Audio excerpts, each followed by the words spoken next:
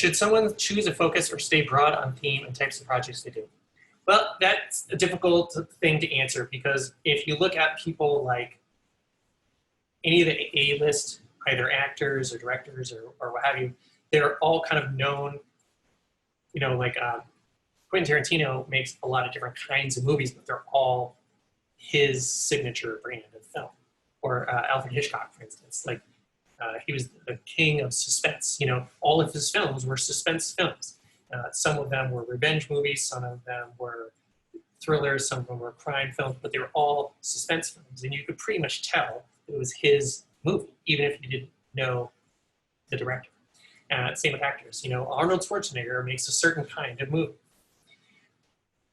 So there's something to be said for niching down, just like in business. However, at some point, generally in the beginning, you're going to be kind of like, I'll do anything.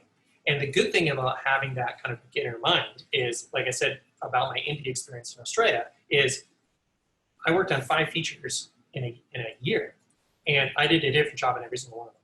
And that taught me, and some of them I did multiple jobs, and that taught me not only, oh, now I understand why the sound person says this, or why good sound is important, or what goes into making good sound. So that helped me as a director, because I'm like, oh, I know how to set the sound person up for success.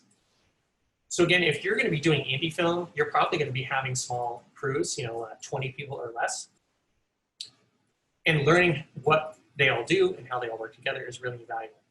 If you want to springboard into doing professional film work, then you really need to just have, like, you're either going to be a camera person and you're going to be the camera department, or you're going to be talent, which is, so talent is in front of the camera, so that's cast, and crew is behind the camera.